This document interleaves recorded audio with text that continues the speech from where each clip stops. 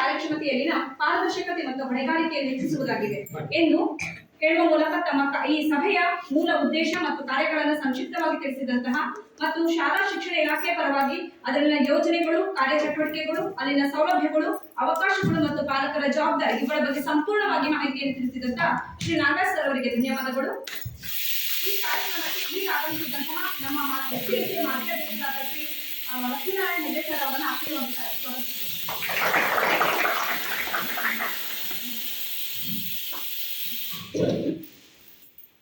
ಈಗ 2023-24ನೇ ಸಾಲಿನ ಸಮಗ್ರ ಶಿಕ್ಷಣ ಯೋಜನೆಯ ಸಾಮಾಜಿಕ ಪರಿಶೋಧನಾ ವರದಿ ಮಂಡನೆ ಗ್ರಾಮ ಸಂಪನ್ಮೂಲ ವ್ಯಕ್ತಿಗಳಾದ ಶ್ರೀ ಕೆ.ಎಫ್. ಸಂತೋಷ್ ಅವರಿಂದ.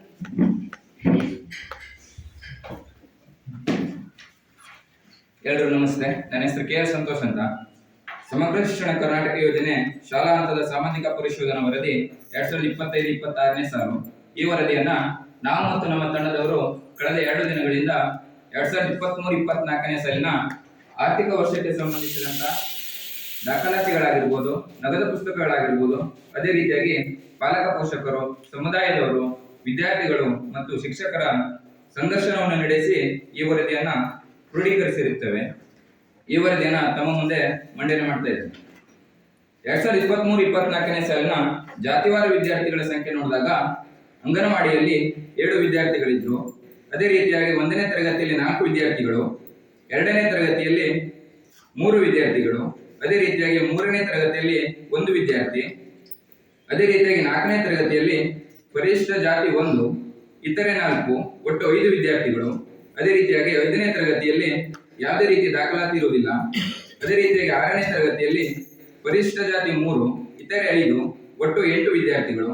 ಅದೇ ರೀತಿಯಾಗಿ 7ನೇ ತರಗತಿಯಲ್ಲಿ ಪರಿಶಿಷ್ಟ ಜಾತಿ 1, ಇತರೆ 3, ಒಟ್ಟು 4 ವಿದ್ಯಾರ್ಥಿಗಳು. ಅದೇ ರೀತಿಯಾಗಿ ಸಾಮಾಜಿಕ ಪರಿಶೋಧನೆ 2ನೇ ದಿನದಂದು ಮಕ್ಕಳ ಹಾಜರಾತಿಯನ್ನು ಪರಿಗಣಿಸಿದಾಗ ಅಂಗನವಾಡಿಯಲ್ಲಿ ದಾಖಲಾತಿ 7 ಇದೆ. ನಾವು ಭೇಟಿ ಮಾಡಿದ 2ನೇ ದಿನದಂದು 4 ವಿದ್ಯಾರ್ಥಿಗಳು ಬಂದಿರುತ್ತಾರೆ.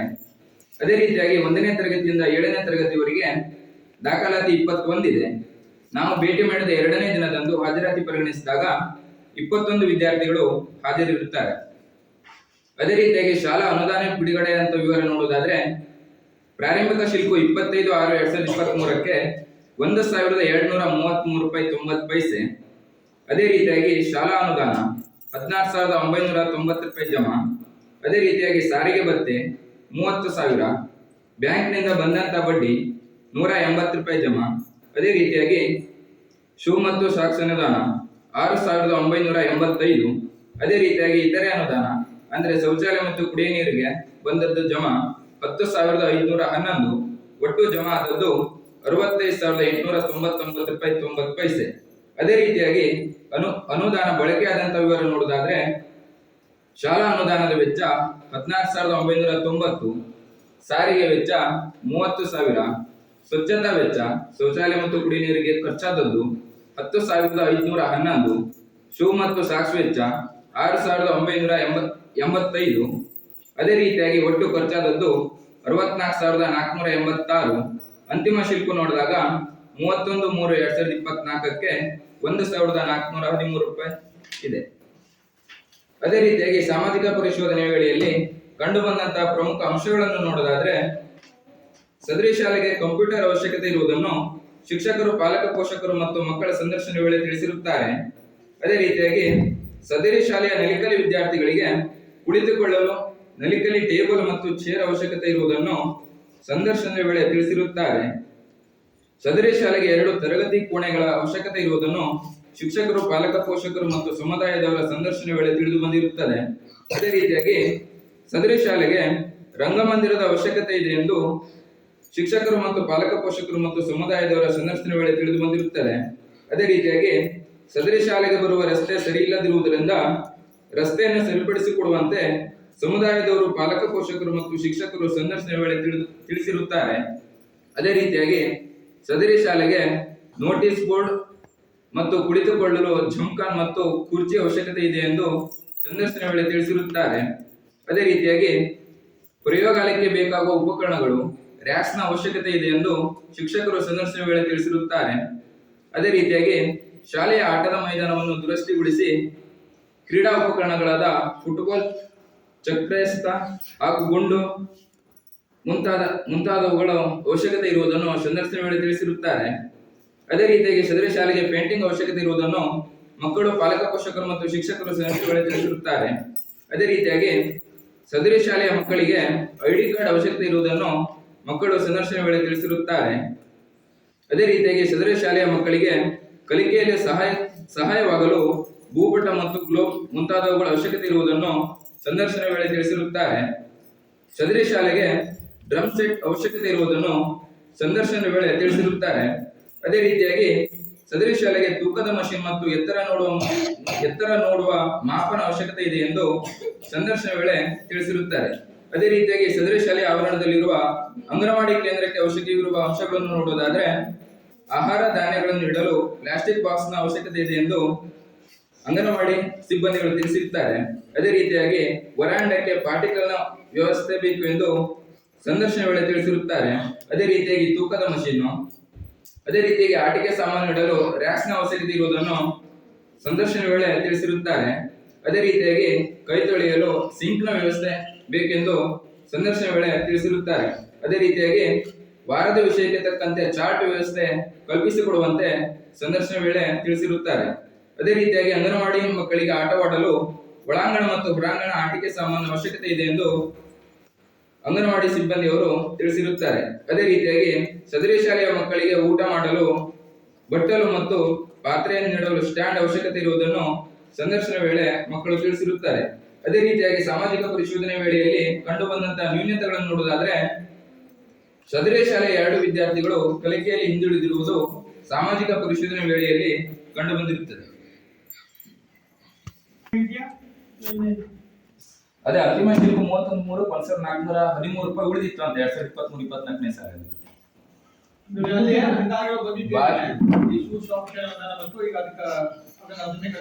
ಸಾರಿಗೆ ಬಗ್ಗೆ ಬಂದು ಕೂಡ ಖಾತೆಗೆ ಜಮಾ ಆಗಿ ಅವರಿಗೆ ಮಕ್ಕಳಿಗೆ ಬಂದಿದೆ ಸರ್, 5 ಮಕ್ಕಳು. 5 ಮಕ್ಕಳು ಬಂದಿದ್ದಾರೆ. 5 ಮಕ್ಕಳು. 5 ಮಕ್ಕಳಿಗೆ ಬಂದಿದೆ. ಸಾರಿಗೆ ಭತ್ಯೆ ಅಂದ್ರೆ ಇದೆ. ಸರ್ಕಾರಿ ಶಾಲೆಗಳಲ್ಲಿ ಏನ್ ಮಾಡಿದ್ದಾರೆ ಅಂದ್ರೆ ಮಕ್ಕಳು ದೂರದಿಂದ ಬರ್ತಾ ಇದ್ದವು. ಅಂದ್ರೆ 5ನೇ ತರಗತಿ ಮಕ್ಕಳಿಗೆ 1 ಕಿಲೋಮೀಟರ್ಗಿಂತ ಜಾಸ್ತಿ, 6-7ನೇ ತರಗತಿ ಮಕ್ಕಳಿಗೆ 3 ಕಿಲೋಮೀಟರ್ಗಿಂತ ದೂರದಿಂದ ಮತ್ತು ಹೈಸ್ಕೂಲಿಗೆ 5 ಕಿಲೋಮೀಟರ್ಗಿಂತ ದೂರದಿಂದ ಬರ್ತಾ ಇದ್ದಂತ ಮಕ್ಕಳಿಗೆ ಅಂದ್ರೆ ಅವರಿಗೆ ಹತ್ತಿರದಲ್ಲಿ ಊರಲ್ಲಿ ಈ ಶಾಲೆಯನ್ನು ಹೊರತುಪಡಿಸಿ ಇದೇ ತರಗತಿ ಬಂದಂತ ತರಗತಿ ಶಾಲೆಗಳು ಅದು ಮನೆಯಲ್ಲಿ ಹತ್ತಿರದಲ್ಲಿ ಇರಬಾರ್ದು. ಒಂದು ನಂತರ ಅವರು ಬಸ್ಸಿಗೆ ಬಂದು ಬಸ್ ಪಾಸ್ ಬಂದಂತ ಮಕ್ಕಳು ಅಥವಾ ಬಸ್ಸಲ್ಲಿ ಮಕ್ಕಳು ಫ್ರೀ ಇದೆ ಅಂತ ಹೊರತುಪಡಿಸಿ ಅವ್ರ ಪಾಲಕರು ಗಾಡಿ ಮೇಲೆ ಬಿಟ್ಟು ಹೋಗ್ತಾರೆ ಅಥವಾ ಅವ್ರು ನಡ್ಕೊ ಬರ್ತಾರೆ ಅಥವಾ ಅವರೆಲ್ಲ ಸೇರ್ಬಿಟ್ಟು ನಾವು ಗಾಡಿ ವ್ಯವಸ್ಥೆ ಮಾಡ್ಕೊಂಡು ಬರ್ತಾರೆ ಆದ್ರೆ ಅವರಿಗೆ ಪ್ರತಿ ವರ್ಷಕ್ಕೆ 6,000 ರೂಪಾಯಿಯನ್ನು ಸಾರಿಗೆ ಭತ್ಯೆ ಅಂತ ಸರ್ಕಾರದಿಂದ ಅವ್ರ ಮಕ್ಕಳ ಖಾತೆಗೆ ಜಮಾ ಆಗುತ್ತೆ. ಮತ್ತೆ ಶಾಲೆಗೆ ಒಂದು ಇಂಟರ್ನೆಟ್ ಕನೆಕ್ಷನ್ ಮತ್ತೆ ಅದನ್ನ ದೀರ್ಘಾವಧಿ ಬಿಲ್ ತುಂಬುವುದು ಹೇಗೆ ಅಂತ ಹೇಳಿ ನಂತರ ಶಾಲೆಗೆ ಒಂದು ಕಾಂಪೌಂಡ್ ಬೇಕು. ನಾವು ಕಾಂಪೌಂಡ್ ಅದರಲ್ಲಿ ಬಿಟ್ಟು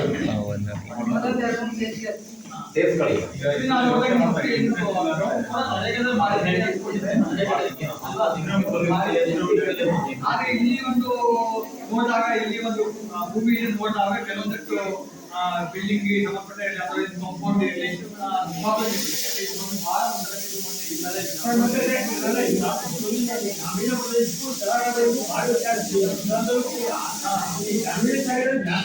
ಅನಿವಾರ್ಯ ಸರ್ಕಾರ ಬಾಕಿ ಎಲ್ಲ ಮಾಡ್ಕೊಳ್ಬಿಟ್ಟು ಈಗ ನೋಡ್ರಿ ನಮ್ಮಲ್ಲಿ ಕಂಪೌಂಡ್ ಮಾಡ್ಬೇಕು ಅಂದ್ರೆ ಕೆಳಗಡೆ 4 ಅಡಿ ಬಂದ್ರೆ ಮಾತ್ರ ಅದಕ್ಕೊಂದು ರಸ್ತೆ ಆಗ್ತದೆ. ಈಗ ನಿಮ್ಮ ಕಂಪೌಂಡ್ ಎಲ್ಲ ಹೋಗಿದೆ ಅಂದ್ರೆ ನಮ್ಮ ಮಲೆನಾಡು ಪ್ರದೇಶಕ್ಕೂ ವೆಸ್ಟರ್ನ್ ಏರಿಯಾಕ್ಕೂ ಅಂದ್ರೆ ಒಂದು ಅನುದಾನದಲ್ಲಿ ವ್ಯತ್ಯಾಸಗಳಾಗುತ್ತೆ. ಈ ಮಾಡಿದ ನೀರು ಹೊರಗಡೆ ಬೀಳೋದಾಗಿ ಬಿಲ್ಡಿಂಗ್ ಕಟ್ಟಡದಿಂದ ಹಣಿದ ಬಂದು ಸರೋದು ನಮ್ಮಲ್ಲೆಲ್ಲ ಕನಿಷ್ಠ 5ರಿಂದ 3 ಫೂಟ್ ದೂರದಿಂದ ಮಾತ್ರ ಸರ್ ನೀರು ಮಳೆಗಾಲ ಒಳಗೆ ಬರುವುದಿಲ್ಲ. ಈ ನಮ್ಮಲ್ಲಿ ಸ್ವಲ್ಪ ನಮಗೂ ಇಂಜಿನಿಯರಿಂಗ್ ಕಟ್ಟಡ ಮಾಡ್ಬೇಕಾದ್ರೆ ಸ್ವಲ್ಪ ಜಟಾಪಟಿ ಆಯ್ತು, ನಮ್ಮ ಮಣ್ಣಿಗೆ ಆಗುದಿಲ್ಲ ಅಂತ ಅಂತಾರೆ. ಅದು ಎಸ್ಟಿಮೇಷನ್ ಇಷ್ಟು ಇರ್ಬೇಕಾದ್ರೆ ನಾವು ಹೇಗೆ ಮಾಡಿ ಹೇಳಿ. ನಮ್ಮಲ್ಲಿ ಈ ನೀರು ಬೀಳೋದು ಕನಿಷ್ಠ ನೀರು ಬೀಳೋದು ಮಲೆನಾಡು ಪ್ರದೇಶದಲ್ಲಿ ಟೋಟಲಿ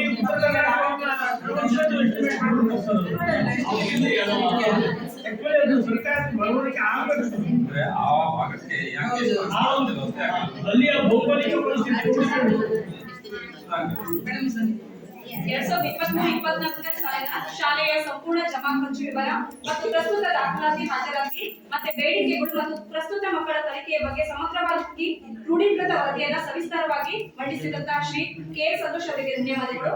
ಈಗ ಚರ್ಚಾ ಸಮಯ. ತೋಟಗಾರಿಕಾ ಇಲಾಖೆಯು ಈ ಶಿಕ್ಷಣ ಇಲಾಖೆ ಜೊತೆ ಇದು ಮಾಡಿದ್ದೆ ಸರ್ ಈಗ ಇಲ್ಲಿ ಏನಿದೆ ಅಲ್ಲ ಅದನ್ನು ಹೇಳ್ತೇನೆ ಅವ್ರು ಕೇಳಿ ಸರಿ ಉಂಟು. ಆಮೇಲೆ ಇಲ್ಲಿ ಈ ಸಾಮಾಜಿಕ ಪರಿಸ್ಥಿತಿ ಶಾಲಾ ಸಭೆಯಲ್ಲಿ ಅಥವಾ ನಾವು ಪಂಚಾಯತ್ ಗ್ರಾಮ ಸಭೆಗಳಿರಲಿ ಅಲ್ಲೂ ಎರಡು ಕಡೆ ಕೂಡ ಏನಿದೆ ಆ ಪಂಚಾಯತಿ ಗ್ರಾಮ ಪಂಚಾಯತ್ ಅಧ್ಯಕ್ಷರು ಅಥವಾ ಶಾಲಾ SMC ಅಧ್ಯಕ್ಷರು ಇವತ್ತು ಸಭಾ ಅಧ್ಯಕ್ಷರ ಸ್ಥಾನದಲ್ಲಿ ಇರಲ್ಲ. ಯಾಕೆಂದ್ರೆ ಅವರೇ ಇದನ್ನು ಅನುಷ್ಠಾನ ಮಾಡಿದ್ದಾರೆ. ನಾವೇ ಅನುಷ್ಠಾನ ಮಾಡ್ಕೊಂಡು ನಾವೇ ಅಲ್ಲಿ ಸಭೆ ಭಾಗವಹಿಸಿದ್ದು ಒಂದು ಸರಿಯಲ್ಲ ಸರ್ಕಾರ ಒಂದು ಉದ್ದೇಶ ಇಟ್ಕೊಂಡು ಅನುಷ್ಠಾನವಲ್ಲದ ಇತರ ಇಲಾಖಾ ಅಧಿಕಾರಿಗಳು ಇವತ್ತು ಸಭೆಯಲ್ಲಿ ಸಭಾಧ್ಯಕ್ಷಾನವನ್ನು ವಹಿಸಬೇಕು. ಅವರು ಇದರಲ್ಲಿ ಫೈನಲ್ ಆಗಬೇಕು, ತೀರ್ಮಾನ ಆಗಬೇಕು ಪಾರದರ್ಶಕತೆಗೋಸ್ಕರ.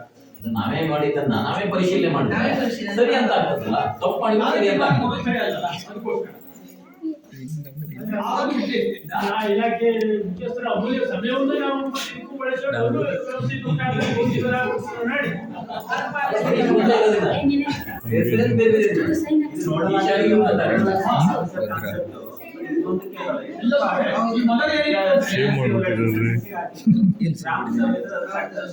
ಬೇರೆ ನಮ್ಮ ಪಂಚಾಯತ್ ಬಳಸ್ಕೋಬಹುದು. ಗ್ರಾಮ ಪಂಚಾಯತ್ ಸಭೆಗಳು ಈ ಸಭೆಗಳಿಗೆ ಬಳಸಿಕೊಳ್ಳಲ್ಲ. ಅವ್ರನ್ನು 10% ಹಾಕಿರ್ತಾರೆ. ಫುಡ್ ಇವ್ರನ್ನೆಲ್ಲ ಬಳಸಬಹುದು. ಹಾ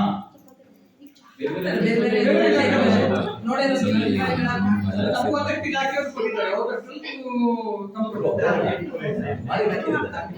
ಅವರಷ್ಟು ಈಗ ಡಾಕ್ಟರ್ ಶಿವ ಅಥವಾ ನಮ್ಮ ಜನರಲ್ ಡಾಕ್ಟರ್ಸ್ಗಳನ್ನ ಬಳಸ್ಕೊಳ್ಳಂಗಿಲ್ಲ. ಅವರು ಎಮರ್ಜೆನ್ಸಿ ಇರೋದ್ರಿಂದ ಡಾಕ್ಟರ್ಗಳನ್ನ ಯಾರು ಬಳಸ್ಕೊಳ್ಳಂಗಿಲ್ಲ.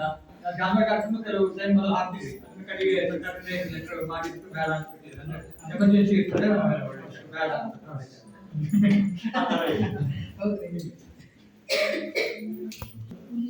ಶಾಲೆಗಳಲ್ಲಿ ಮಕ್ಕಳ ಬದುಕಿ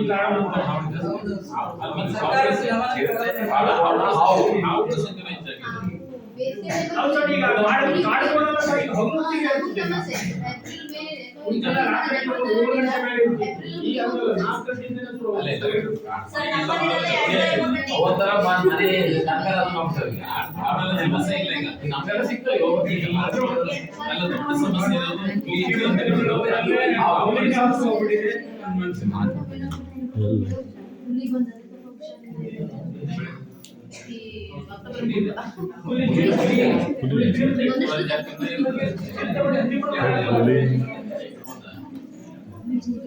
ಅದೇ ಮಕ್ಕಳು ಬಂದಿದ್ದಾರೆ ದೊಡ್ಡ ಮಕ್ಕಳು